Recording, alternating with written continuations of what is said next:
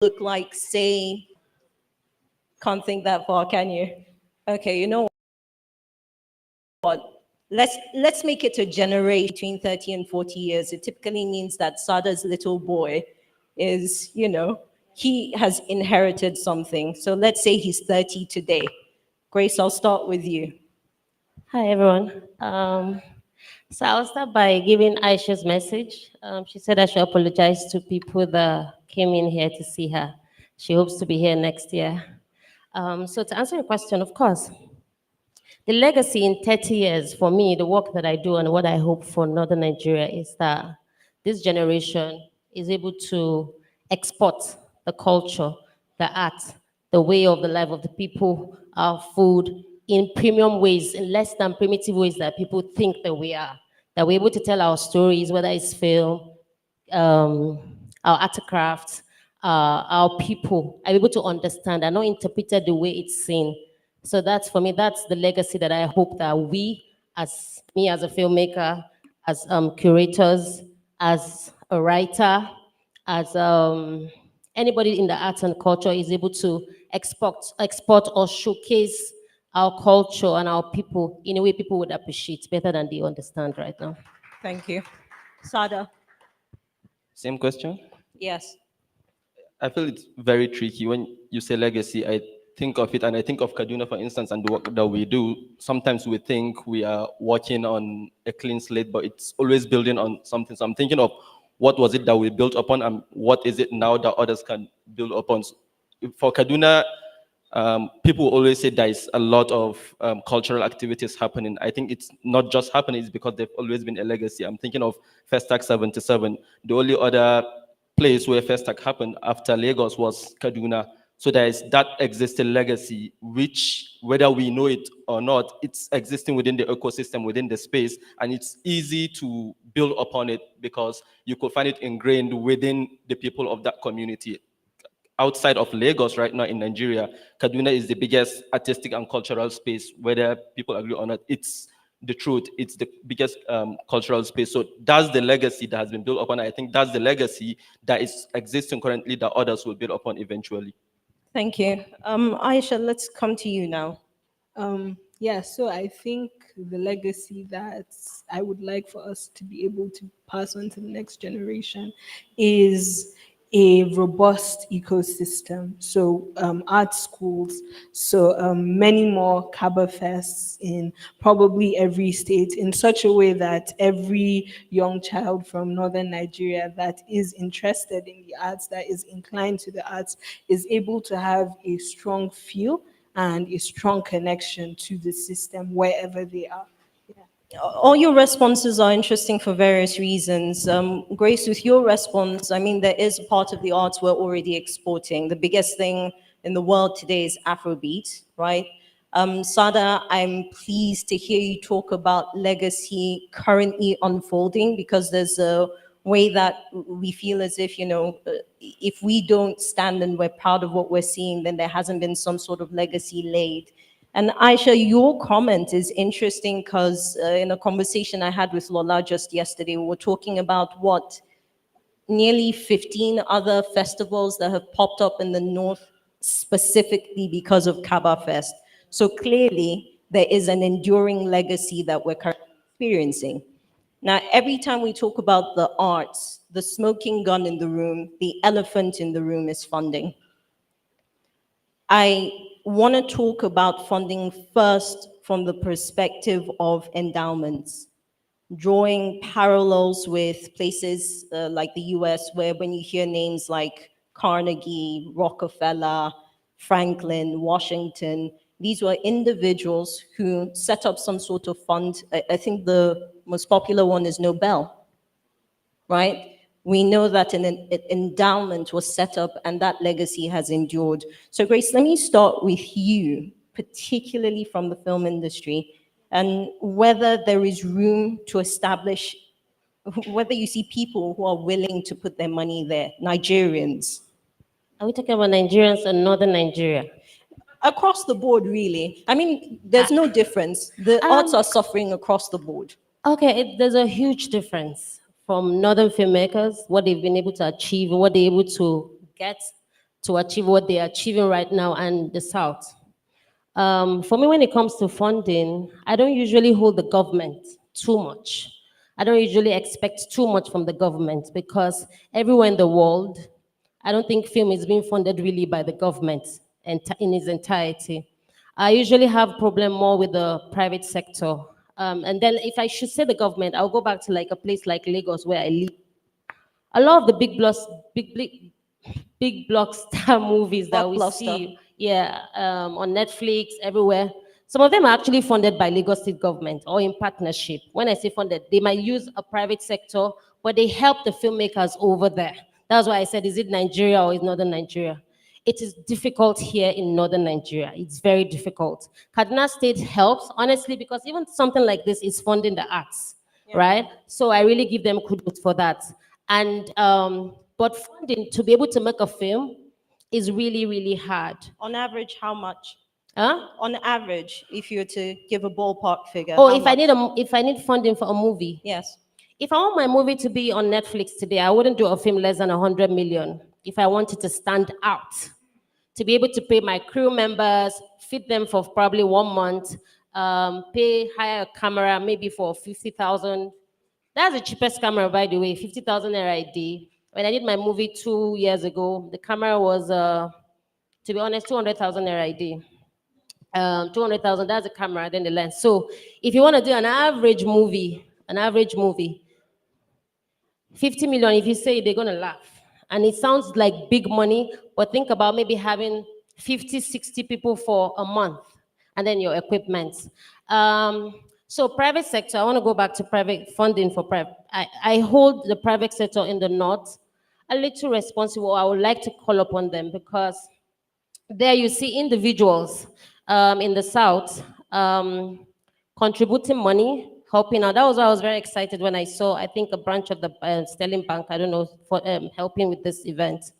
It's rare. If we don't fund the arts, we're going to keep complaining that, our movie is bad. Our this thing, they're just singing, they're just dancing, although there's a conversation around that.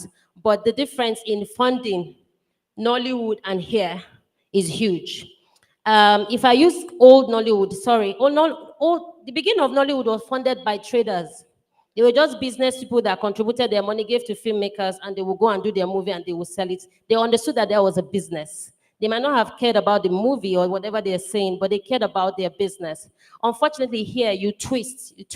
I work with Arewa 24 a lot. At some point, I don't want to go into extra, but it's difficult to even sometimes even get payments for I'm not specifically saying Area 24, I'm just saying organizations here, media organizations here in the north really, really suffer. The same thing with advertising. So private sector can come in advertising. You hear people say, well, if the program is not on, if it's not just about Kano State or Kano indigens, we're not putting money for the advert. And then you're wondering why they're doing programs that are only for very conservative or very not viewers. So funding is, you can't even talk, you can't finish talking about funding. Don't worry, we've not finished it yet. And much of your response focused on government, right? And you did bring in some of the private sector. Aisha, I want to come to you. I'm going back to endowments, right? Because there's a structure around it. Fun fact, there's actually a law that sets up a national endowment fund for the arts. And it stipulates how that money, where money is sourced from. Interestingly, the law says from government from time to time. That's actually what it says. It's not specific. You are a creative director. You've worked largely here in the North. From what you've seen, would you say that there are companies that are willing to do things like what, I don't want to use Netflix, unfortunately, because it's a foreign entity. Do I have a local example? Ebony, thank you. Ebony Life, right? Do you think that there are companies here in the North that are willing to fund the arts? I can't speak for companies, but I would speak for people. And also, I'm going to give a global context, then come back home a little bit. So, globally, everywhere in the world, arts is funded by a system of patronage. the biggest patrons of arts are not artists themselves, nowhere in the world. And in Nigeria, in northern Nigeria specifically, we have artists that have been for years funded by those patrons. So the thing we have is like a gap in the patron sort of modernizing, right? You have the traditional singers, you have the political singers. They're constantly funded by patrons and they have money being pumped to them. So I think a big issue we have with funding is educating these people and trying to get them to understand that, the world is moving on. Art consumption is also different. So you can try to live a more enduring legacy beyond one praise song that, probably goes viral every election year by actually funding a sustainable structure that would, become self-sustaining and would encourage other people to also fund the artistic processes. I might be nitpicking your example. I do wonder if we can call it an enduring, in any form, right? An enduring legacy if these individuals are thinking more around funding praise singers, which has political impact, and not so much arts for the sake of the arts. So, everywhere in the world, even some of the endowments you've mentioned are sort of praise singers, right? You have funding coming from certain countries, certain institutions, and they have certain conditions for your work. Your work has to sort of adhere to a certain standard, or whatever you are producing as a condition of that grant then has to adhere to their standards, and they have to find it acceptable. And sometimes it's praise singing for the ethics of their country, it's praise singing for the foreign policy of their country. So I personally do not see a significant problem with that. I think it is important for artists to be able to explore wherever they can explore within certain, limits, of course. I don't think their freedom should be too caged, but I do not see the problem in if Carnegie Foundation is, whenever you get a Carnegie grant and you work, you create a body of work under that, you're praise singing for Carnegie. So I don't see it as a problem, really. I think it's something that we need to actually show the powers that be and make them see that this is enduring praise singing. This is praise singing for 100 years, not praise singing for 4 years. So, Sada, practical examples. You set up the House International Book and Arts Festival. It's done 3 years now, if I'm not wrong. And I'm excited by your response because that festival eclipses the different art forms which each of you represents on the stage here. Speak to us on how you are able to receive support. North versus the rest of Nigeria versus outside of Nigeria. How have you been able to set up HIBAF? Maybe I'll start with Open Arts. Open Arts is the foundation that runs the House International Book and Arts Festival, among a lot of other things. In terms of funding, majority of our funding, and which I can say is also generalized with funding of the arts all over Nigeria, comes from outside of the country. Most of the money, and I'm taking Lagos now out of the equation. I know with Lagos, there is a lot of private sector funding that comes into the activities. And then that's why maybe I was happy when you said it's the same, because I also don't see it as Northern Nigeria, Southern Nigeria. It's Lagos, but I see it's the rest of the country. 90% of the funding for whatever art sector thing is concentrated in Lagos, which is understandable as a commercial capital. But in terms of outside of that, you can see now that there is a change in terms of the outputs. You can see Abuja, Kano, Kaduna, especially in terms of the creative arts, rivaling Lagos in terms of output and creativity. How many book and art festivals are there in Lagos compared to the rest of the country? But how much of the funding is going to Lagos compared to the rest of the country? With HIBAF, practically within the country, we've received support from the Kaduna State government through Samuel Aruan. I think he was here yesterday. I would say directly through Samuel Aruan, maybe not through the Kaduna State government directly, but through his office when he was the Commissioner for Security. Apart from that, I don't think we've received any funding from within the country for running the festival. And that's the practicality of it. We've spoken to a lot of people, which is the same challenge that she's mentioning. When you're talking of private sector, we've spoken to organizations, to banks. They don't understand that this can happen in Northern Nigeria. From my experience, that's the conversation. They don't understand that this can happen. especially with the arts, which is different from the film. With film, it's more tangible in terms of, okay, I'm going to put this on Netflix, it's going to give me this sort of views.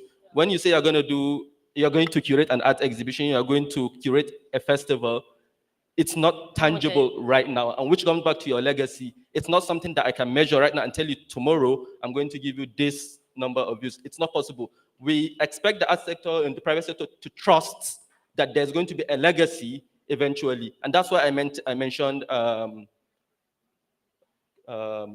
Festac 77. So everybody in Kaduna knows Space 2000, which is like the biggest space where we are able to do events. Space 2000 was there in the 70s. So it seems that there's been a gap between the 70s, 90s, and 2000s, in that after the 70s and 80s, there was nothing until now. And which is the problem with sustainable funding. In that at that time, it's that there was ecosystem for funding, and then it died off, and then nothing happened till right now where it's coming. And that's where the legacy is. If you're going to support, you need to support through the endowments. You can't expect an arts festival, and we've had this conversation with the state government, with Kadipa. I know I've had this conversation with Kadipa with the last administration, in that, and I understand that thought process is that, what are you bringing? Government just doesn't give money for free. But when you're putting money into the art, you're not giving money for free. You can see the ecosystem it's creating. You mentioned the festivals, that this single festival has proliferated.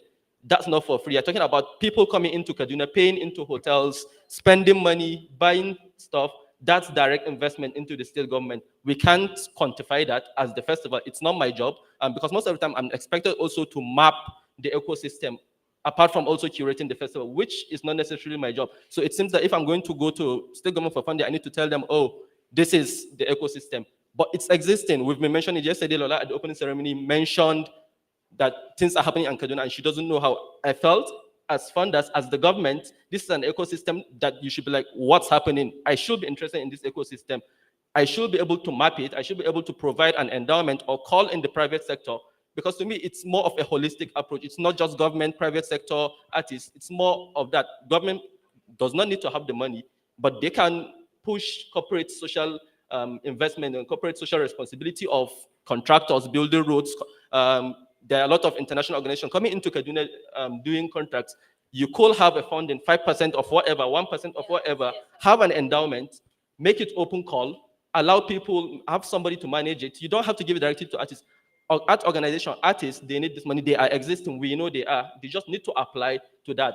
I know Aisha Augie wasn't here. She is now part of the Ministry of Culture. I wish she was here. Aisha Augie. Aisha Augie.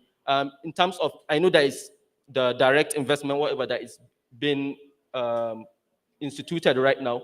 The problem with those, and you ask a lot of artists, is the first question is, how do we apply? Right now, the only open call available for artists to apply in Nigeria is by the Goethe Institute, the Cultural Support Fund. How much is it? $5,000. A government, a private sector can do much more than that. You just need to have it available. And I think that's the practical reality of what we're experiencing right now. Can anyone tell he's touched?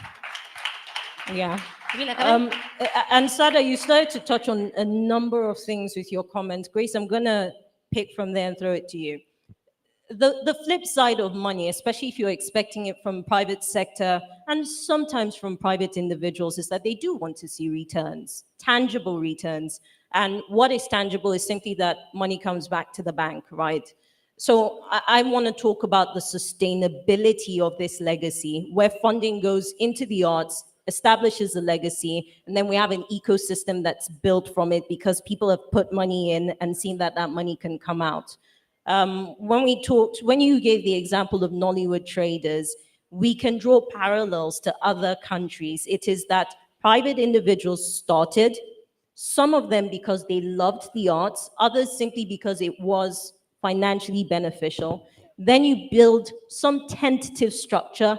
Government becomes visionary. They see it, they build more solid structures, and then the ecosystem takes off on its own. So I'm curious about what sort of, whether that model is applicable here in northern Nigeria. So when Sada was speaking, I think earlier, was it today or yesterday, someone was saying times have changed. This model worked and could work, but reality is that everyone wants their money back. I think creatives are horrible in making money. They don't know how to make money. I've lost more money than I've made. And that's why you don't need just the creative people in the arts and culture ecosystem. We need business managers, they need financial advisors and stuff. So if, for instance, if you're curating an event like this, trust me, I know the difference is that sometimes our culture here, our quiet conservative culture, we don't think so much about how the money is going to come back or stuff. But over there, they're going to ask you. And if you want to really, really start changing things, there's so much passion can do. Even you, your passion after a while probably burns out and you do so much. So I think it can be replicated. But there they will ask you how much and they will find ways of making that money. Now you might not make all the money back, but you're able to pay for it. Here, maybe we're expecting them to do everything, which is hard, which is difficult. And so what I'm saying is that it's possible to monetize certain things and get back if we expand our thinking and kind of work on the business aspect of it. Just thinking we're entitled and somebody's just going to be love Northern Nigeria so much is going to bring out millions. Yes, we can get that. But if we base our planning on that just for, okay, this year we get it. Next year, how are you going to do it? I think this this generation thinks about money a lot, and we as creatives or artists have to start thinking of where is the money going to come from. Work hard, get it somewhere, ask uncles and stuff, find ways, but it helps you to actually even think of it in terms of your ROI and stuff. If you don't hit it, it's fine. You keep building and somehow, but to just depend on people, I feel like it's challenging and it's very frustrating. Sada, please go ahead. It seems Aisha wants to add on to that. Okay, you know what? Let's take it this way. Which I understand with Grace, and I mentioned in certain sector, but when you're talking about the creative arts, especially with spaces like this, no matter how much you ticket this, you're not going to have a return on the money that is being put to produce this.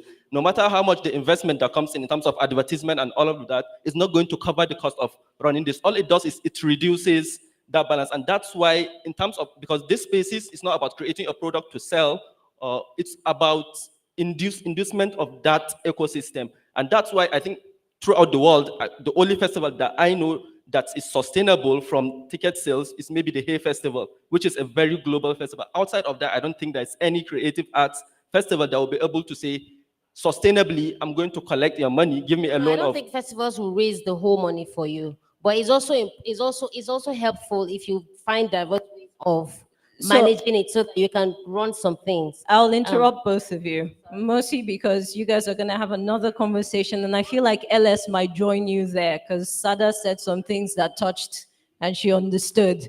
And it's fascinating to watch this conversation between you two because it is reflective of the forms of art you represent, right? Aisha, let me come back to you. You wanted to add something. Yeah, I just wanted to speak about when we say it's a whole ecosystem. As I said before, the biggest funders of arts are usually not artists. Please, those engineers, those future civil engineers that love arts, that love the pretty girls in arts, please, I beg you to succeed as much as you can in your career so that you can create these endowments and donate money to the arts. You must not be the best writer to be able to support writers. You must not be the best artist. Perhaps you wanted to be an artist and your parents forced you to do something else and you fell by the wayside. You can still always come back and support the arts. So I think that holistic thing of the attendees here who will not go on to be writers, but who will go on to be bankers, to be great industrialists, to be great agriculturalists. I think that they are also going to, be passionate about the arts and to be able to give back to the ecosystem. So let's move away from financing as a way of supporting the arts, right? There's other forms. And earlier you were talking about a communication gap of sorts that exists. I want to talk about how critical, and this isn't, you know what, yes, it's very partial to me. The media is also very critical, right? In many ways, media is also a part of the arts, but I dare say that there's a higher responsibility, right, for radio stations, TV stations, everything online that is a media outfit. So let's talk about that. Sada, a few days ago, I saw a member of your team tweet about how difficult it was to get even journalists here in northern Nigeria to see the importance of covering, in this case now, it would be Hibaf, right? With Kabafest, you've got Kaduna there slapped right onto the name, so you ignore government at your own peril. Speak to us about what media support would look like. I don't think it's difficult getting the media. The media covers a lot of what we do at Openers and at Kabafest.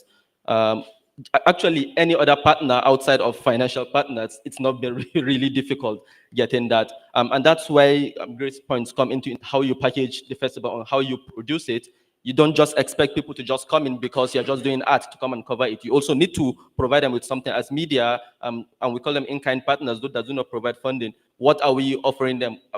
I know there's a media house that somebody called me that it's been a year since Hibaf, but they've been showing Hibaf stuff on TV for a year, which means they have content. We provide them with material, which ideally they will have paid for to go cover, which we are providing now for free. So I think it's that sort of ecosystem also. The media, personally, I think they've been supportive. Of course, some of the big media houses, they don't, I think that's the one maybe you're referring to, they don't see it as what they need, and maybe that's the ethos of the media house. But I don't think we've had any challenge with the attendance, with the community. It's been really wholesome. It's been really supportful with the media. It's been good. Even with the stakeholders, the government, the spaces that we've been using, that has been good. Working with the artists, working with curators, people sacrifice to come and collect ideally what they wouldn't get outside the country, but because it's what we do within the local ecosystem, they sacrifice to come do that. So I don't think it's been so much challenging. That has been actually heartwarming and supportive, the kind of response we've gotten from the community. My only problem, of course, is still with the government. I will say this maybe finally on the finance aspect. If every state government, and I was mentioning Goethe Institute having a 5,000, which is the German cultural organization, having a $5,000 open call. If every state in Nigeria will have a 5 million naira fund for the arts, we're not asking for so much. That should be enough to sustain the ecosystem. That should be enough to have artists be able to sustain what they're doing. And artists are selling works. I know we're looking at the tote bags for hip hop. That's an Kaduna-based artist creating that, which is going outside of it. We just need that little injection into the ecosystem and it will be good. Please Go can I ahead. add something on funding for government? Um, the federal government or the government generally, I feel like most of the time there are programs and projects that the government has packaged for creatives, just like what Sada is saying. The problem I have with most of those grants, loans, and stuff is sometimes nobody hears of them. The information is not there. And even if the information is there, it's so difficult for you to access it. By the time you know about it, it's either gone and stuff. And you, like, out of 100 creatives around you, you can't show one person that has collected it. So the federal government makes available those fundings. Where does the money go to? So I feel like the government has responsibility to inform the public about what they're doing for creatives, which they're doing a lot. We have a minister now going around, and we see how we have Aisha Augie. We have many people in places who are young and are part of the community. We just hope that that translates to Sada's festival, a film that somebody wants to make, Kabafest and stuff. So the policies of the government and the provisions of the government need to translate to actuality, let people see and let creatives benefit from it. I'll just like to add, and I'm all about the ecosystem as a whole. Although I will say media houses have been doing quite a good job in covering the arts, but I will specifically speak more for my section of the arts, so the plastic arts, the fine arts. I think one disservice that media does to us is the lack of cultivation of arts writers, of people that actually have the proper context and the proper knowledge to write and to discuss about the arts, and in doing so to promote and actually facilitate interest in the arts. So a lot of times what happens is that we get the coverage, but the coverage is usually blasé, is usually misunderstood, is usually out of context. So I will say to media houses that sometimes may see that art journalism is not profitable, art writing is not profitable, art criticism is not profitable, that it is actually a profitable venture, and it would do tremendous things for the coverage and for us in the arts if they can actually, raise art writers. And we're happy to support them anytime, any day. And any writers here, please, art writing is very lucrative. If you need support, you can reach out to me after. Thank you. You know, um, I guess the arts may not be the only place suffering there. I've seen some criticism of the media and technical aspects, really, our ability to engage with the subject matter to give substance. But this point allows me to go back to the legacy part of this conversation, because perhaps that's part of where we're missing it. Understanding what legacy is, and what sort of legacy we want to leave behind. And here I want to talk about the connection between the arts and identity. China had a cultural revolution, which wasn't very fantastic. A lot of people talk about the politics of it all, but the historians will tell you that that is where much of what the world knows about China today, that's the time it was shaped. If you think about the Italian artists, the painters, the sculptors, Michelangelo, Picasso, Da Vinci, identity there and the arts was actually tied to the church, right? And that was exported across the world. And here we are today, we're still talking about it, whether we know what the church is or not. So let's talk about the arts here in northern Nigeria and how important it is to our identity as northerners. Grace, I'll start with you because film is very easy. Every time I watch a movie, I see myself reflected or want to see myself reflected. Identity of the northern identity is clear. It's out there for everyone to see. What I mean is, you can tell by what we wear, you can tell by how we speak and our food. Um, but sometimes I feel like, for me personally, I feel like the gift that I have as my identity as a northerner is when I left the north. So I was born and raised in Kano, and I stayed there for 27 years till I moved to the south. While I observed a lot and I knew we were beautiful, everything we had was beautiful, I appreciated it. Well, when I was in school, I wanted to be hip hop and stuff. But when I went back to Lagos, that was when I realized, wait, what I have back home is really, really unique. But somehow, in the movies that we've presented, yes, we do movies, Kannywood and stuff, but I don't necessarily personally see that we explore the culture in a way that, for instance, the Yoruba movies now that are all over Netflix, where it's a story, but it's within the culture, where the identity, you can't miss what they're trying to tell you and show you. Here we have, I'm sorry, like we've danced, we've sung, we've loved and stuff. Can we tell deep stories about our leaders, old Tafawa Balewa, like real stories? It takes, what I want to say also is, people have no idea how many filmmakers coming to the north always have in the last 3-4 years to make films. They come with a whole crew, they come with a whole cast, people that don't even speak out. So now I'm not being tribalistic, but what is wrong that our people can't tell these stories? Yes, I know it goes back to funding, but in our identity, well, the little that you have, just explore a little bit. Yesterday, someone said that Nupe person can come and say, just cause you're from Kano, doesn't mean you can't tell a story of a Kanuri man. It just takes research. So I feel our identity is in our content as well. We as filmmakers or curators should ensure that whatever we're showing a very vast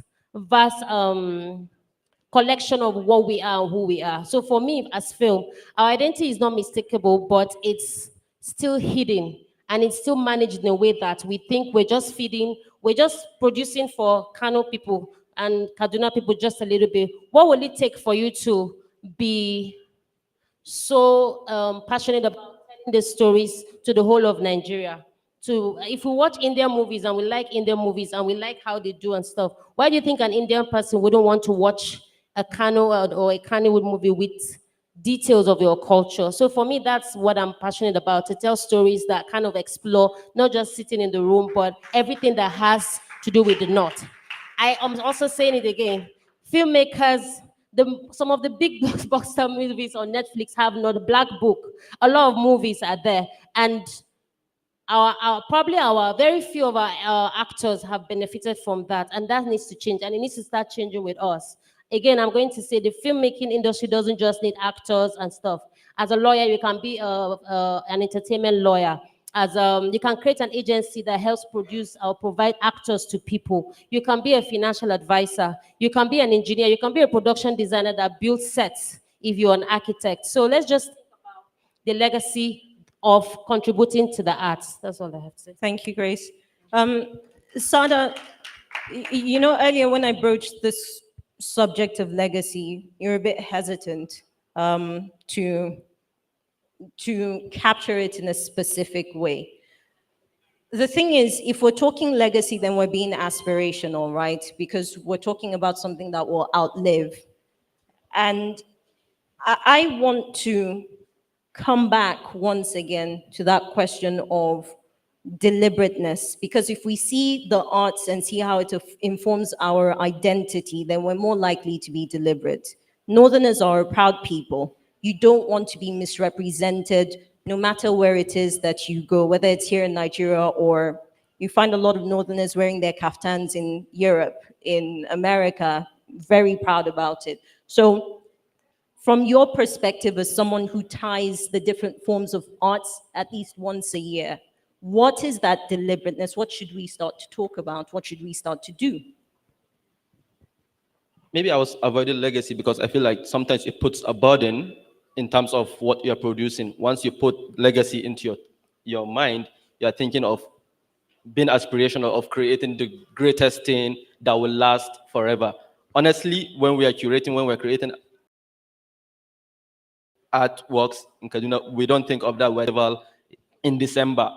It's actually the right now that we're mostly thinking of.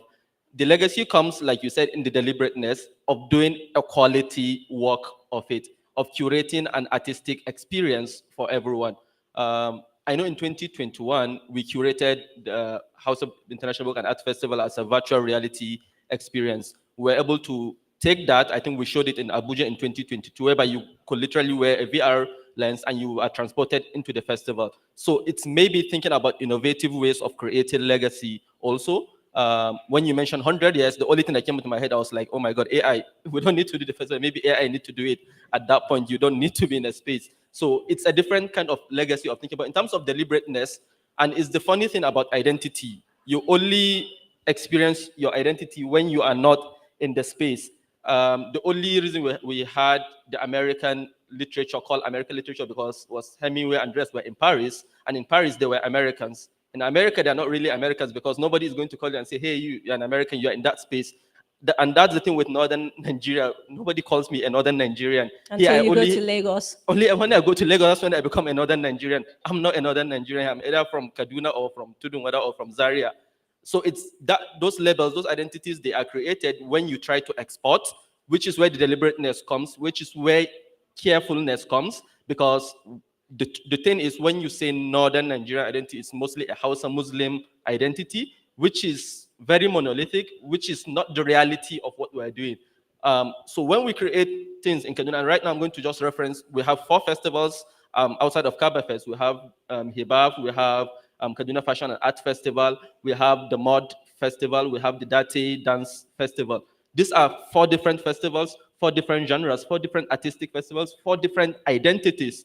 So you can't say I'm going to go to Hibab to experience the Northern identity, which is completely different from what you're going to experience maybe at the Mod Dance Festival. So what is that Northern identity you're looking in terms of deliberateness?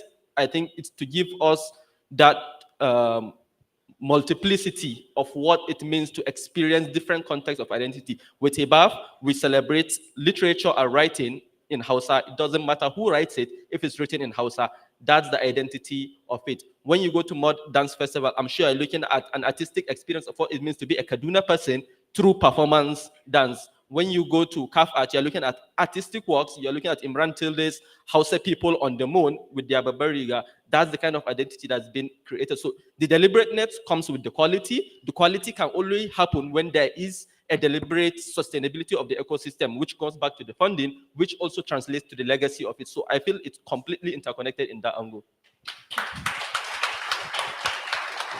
So, Aisha, I want to go to still with identity, still with legacy. Earlier, Grace was talking about when you referenced government, you talked about the federal government, and we've also talked about state governments here as well. Interesting that Nigeria continues to struggle with what is the Nigerian identity. It seems that there might be a clearer, even if it's a skewed sense of what that identity is when you're outside Nigeria. When you're in Nigeria, it's a different conversation, and we keep insisting that there is no one Nigerian identity, which is true. But when we talk about national development, people say that it's important to have a holistic, that one identity. So I'd like you to explore for us how it is we can talk about the arts, how it informs Northern identity, and to what extent this can exist in the Nigerian identity, especially if we keep looking to government as a source of support. Um, this is a great question that you ask. So when you talk about legacy, sometimes it's not something that we can necessarily define right now. Sometimes it happens much later, especially with the arts and especially again with the fine arts. At this festival, when we're looking at the in memoriam of Laboyari, we heard him say he'd never thought people remembered his writings or he was going to be honored for his writings in this day and age until Kabafest honored him. So that is something coming much later to now honor someone who thought maybe he did not even have a legacy to fall back on. And we can see it as well with the passport of Malam Ilya that we saw. When Cyprian Equincy wrote that book, he probably did not think that an animator was going to come and introduce that book and make it probably something seminal to future generations of Nigerians via animation. And for me personally, I'm curating an exhibition at the MEC Shillong Museum in Lagos. It's called Ariwa with a question mark, where I examine what it means to be Northern and what it means to be a plastic artist, a fine artist working in Northern Nigeria, and how we navigate questions of our identity. Because what I have found in my practice is that we have many young artists now questioning the limitations that have been placed on them in the past as fine arts practitioners, as painters, as sculptors, right? Though they are questioning those restrictions for themselves. What do you mean that me as a Muslim man, I cannot be a figurative painter? So they are finding their ways around it and they are creating that identity for themselves and they are speaking for themselves. And at the same time, you have, people who may not necessarily be considered as part of the, northern majority that everyone sees, but actually making very, very strong statements about northern Nigeria and exploring the various identities that exist in this region through their works. So, and even for me, coming up with that exhibition, I went back to the poem of Sa'adu Zungur, right, who has this poem, Arewa Jumhuria Ko Mulukia, and, he's talking about, like, what it means to be northern, and he goes through an entire, trip around the north and the different identities that exist. And it is just now for me in 2024 that that poem that he wrote in the 60s, I believe, is coming back to life. So yeah, I think legacy can be something long, and even finding identity and reshaping that identity is a long journey. But I think it is always important that at every point we're able to hold that mirror up to society and hear what we're saying. The legacy is going to come when we do the work that we're meant to do with sincerity, with the respect, and with the passion that we're meant to do it. So we're in the last few minutes of the conversation before we go to Q&A. I want to talk about what support looks like across socioeconomic levels, right? Again, there really is a thread between everything from whatever this support is, the arts, identity, and then we talk about legacy, looking back, or in our case, we're now looking ahead, right? Grace, let me start with you. The accessibility of your form of art, right? How that translates, what support looks like, how it translates across, say, those of us here in the room today, or if we go to Sabongari and find one of the viewing centers there where maybe it's 15 naira to enter and watch a football match or something of the sorts. What does support look like across the socioeconomic strata? The community. the people, encouragement to your words, to your family members that are artistic or they're creative or want to express themselves in one form or the other. The northern culture is conservative, in different spectrum that you will agree. And so when someone is creative and intends to express or say something, or most creatives are actually artistic people are a little cuckoo. That's what I personally believe, a little bit weird sometimes. And growing up, you don't know exactly, the people don't really know where to box you in and how to direct your energy because you're just everywhere.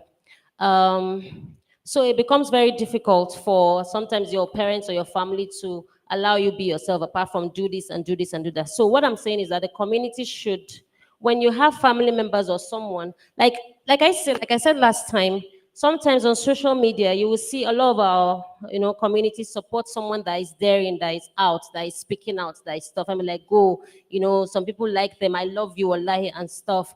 But then maybe the wife that you have or the sister that you have, you think she shouldn't take that course. So for me, support is encouraging to be different. If you're different or you have a gift or an ability, you should be allowed to express yourself. So in a conservative situation, when somebody dares to be different, by a G, it's story and stuff. And then I also think the judgmental, we're quite also very judgmental, and that inhibits creativity. So you see, again, I don't know if the feeling is the same. I grew up feeling, people will say people that do drama or something, scanning and stuff, but you're watching it in your house, like you're watching it. You enjoy it, you watch the whole series and you know all these things. Who do you think is doing those? Who is producing the movie? Who is the actor that is doing them? They have family members and again, another thing, I want to use this quick opportunity to say the amount of creative and insane. Like yesterday, the guy that came up and said he's married to the queen. I thought, ooh, that's a crazy guy, But the amount of talent I see on Ariwa, TikTok, or social media, because of my work, I have to do a lot of research. It's crazy. But guess what? Like the course, like people, like his fight, his war. In the last 2 weeks, I was telling someone today that I feel very depleted, that like my intelligence has gone down because I have to see these things, I have to do them because I'm looking for people and trying to get like those people. Anybody that can actually constantly put a ring light and talk and stuff, I believe is a content or a producer or a creative person. Just use that energy into something else. The fight is too, so the support, anyway, I just diverted. The support Thank is you. encourage ourselves because I really wanted to say that about Ariwa TikTok. Let's just do better. Thank you, Grace. Sada, a final comment for you from you on this. The room is full of a lot of people who are in early stages of life. I know that we have maybe a couple of secondary school students here. We definitely have a lot of people who are in university in the room. Some people are in limbo between NYSC and what exactly they want to do with their lives. And these are people who are thinking they would support the arts if they had the money in their pockets today. So again, we're coming to that generation, 30 years from now. Hopefully you won't have to wait till you're in your 50s before you make money, you can dash to the arts, right? But what would you say to them to keep in focus so that 30 years from now, they've not forgotten where their heart really lies? I don't know what I'm going to say to them, but Should we wait 30 years? maybe.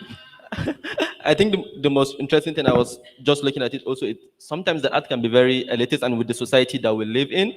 When you think of artworks, it's about going to a gallery, holding a cup of wine or drink and taking a picture on it with your iPhone. That's a very high taste, high society, and that's art generally.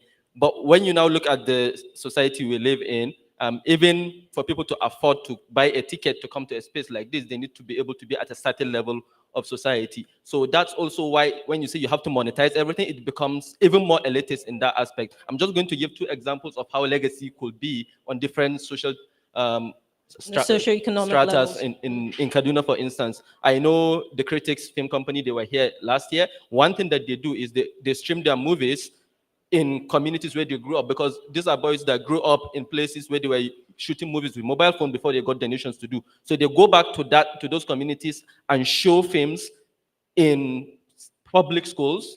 Outside, they just put a screen and they show it. That's breaking a huge barrier. You don't know who among those little kids want to become a filmmaker And maybe that's the only first time they're seeing somebody like them producing, directing, and acting in a film. That's a whole different strata. I know Mod Dance Company, what they do, and she was talking about cuckoo and mad people. When they do performance, a lot of people are like, what the heck are you doing? And what they do is to disrupt public spaces. They go to Central Market, chicken kasua, and just start dancing without their clothes on, just maybe with a small trouser and covered in mud. So that's already changing the psyche of the society, in that creativity can be in completely different forms. This is also a valid means of creativity. So in terms of legacy, this can all contribute to an everlasting legacy. It doesn't just have to be the fine one where you have to go to a gallery and take a picture, whether you understand what it is or not. You just look at it and go, that's not the only artwork that you can have. Thank you, Sada. Aisha, as you, because I get a sense that you want to touch up on a couple of things they said, but Grace started to touch on hypocrisy, right, in the North and the way we consume the arts. I wonder what you would say about disabusing that hypocrisy in a way that the people with deep pockets who are being hypocrites can set it aside so that they can open their wallets. I think a lot of it comes back to also encouraging the public and having public art forms. Last year in Kano, there was a monument that got demolished. That monument was created by an artist. It is a piece of art. And many of us in the North also have, taken in this thing that, oh, Northerners don't appreciate art. We don't care about art. But if you care about art, who are you to say that your brother too does not care about art? Have you tried speaking to them about it? And when that monument was demolished, perhaps because the demolisher had the idea that people wouldn't care, the backlash that he received was so overwhelming that he had to make amends with the artist and with the people because they saw it as something that represented them. So when you're able to support artists to create works that are more relatable to the people, they would come. Even those spaces that you think, okay, they think are too elitist for them, some people would walk to those spaces to go and consume those works.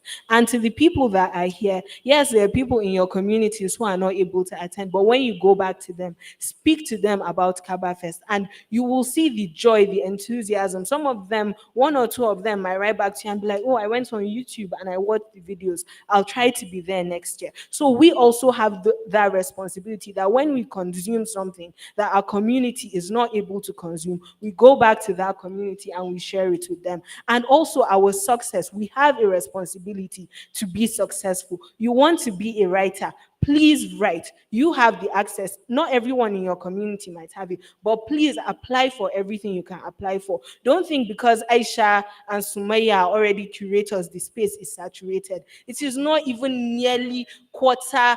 In fact, we are just 2 drops in a massive bucket. So please, all of you that want to be curators, be writers. The space is not even saturated. We need your stories. Go out, be a success, and show your community so that tomorrow when another child says, oh, I want to be a writer, they can easily say, oh, look now, Sada studied pharmacy, he's a writer, and they can refer to you too and say, oh, now was she not a doctor? Now look at what she's doing, and they can see that you're a success. There's no better way to make art accessible than that.